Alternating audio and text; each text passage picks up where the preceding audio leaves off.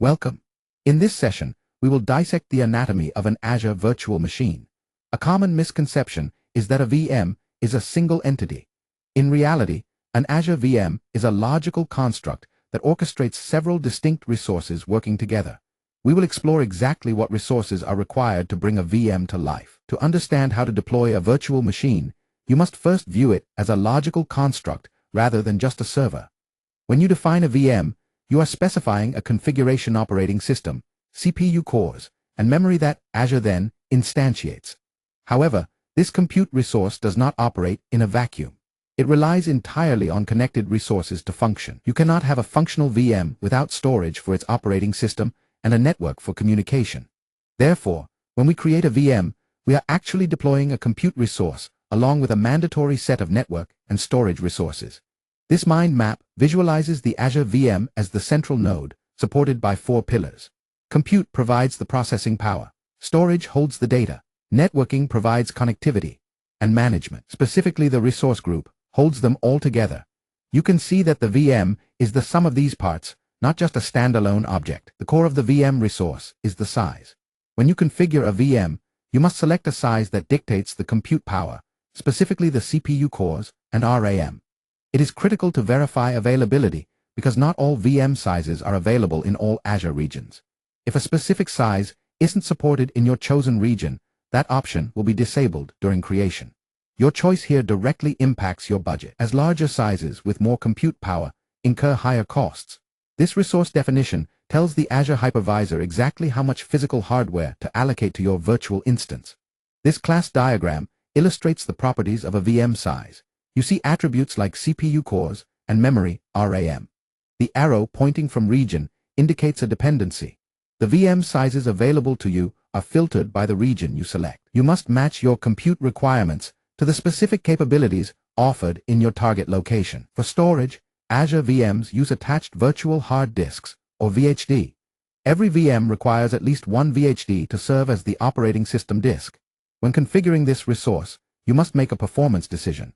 Do you need standard storage, backed by magnetic HDDs, or premium storage, backed by SSDs?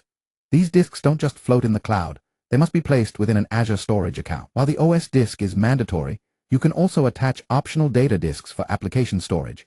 Here we see the storage relationship. The yellow block represents the storage account, which acts as a container. Inside, we have the OS disk and data disks.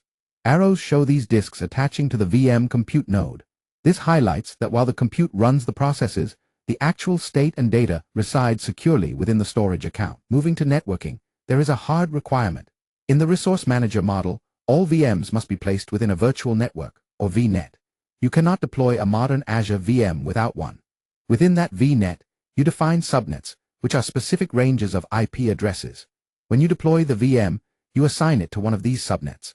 This architecture ensures that VMs within the same virtual network can automatically communicate with one another, providing a secure, private network boundary for your multi-VM solutions. This flowchart depicts the network hierarchy. At the top is the virtual network, defining the broad address space. It branches down into subnet A and subnet B.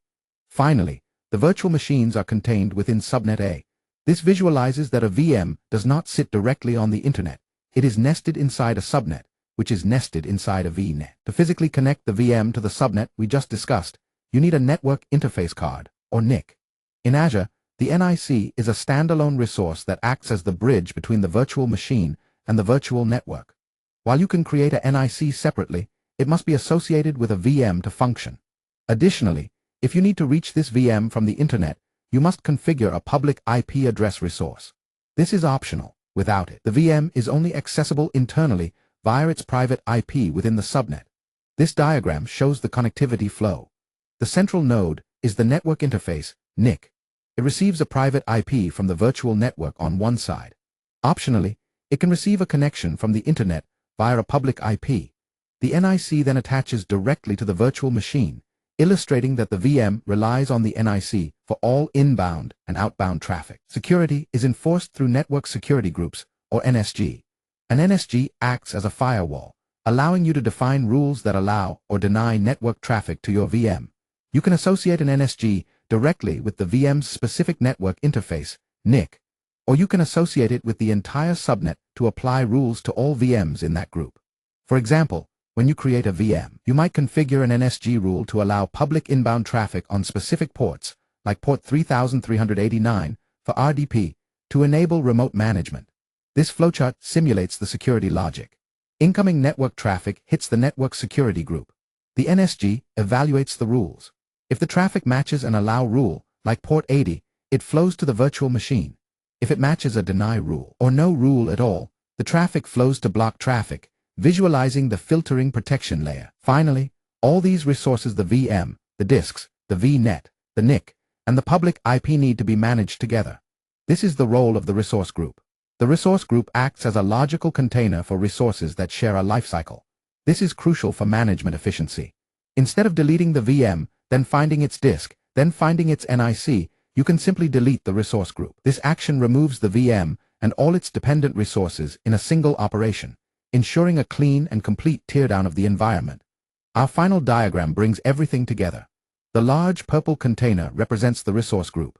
Inside it, we see all the individual components we discussed: the VM, disk, NIC, public IP, NSG, and VNet. This visual confirms that while these are separate technical resources, they are logically grouped together for easier management and lifecycle control.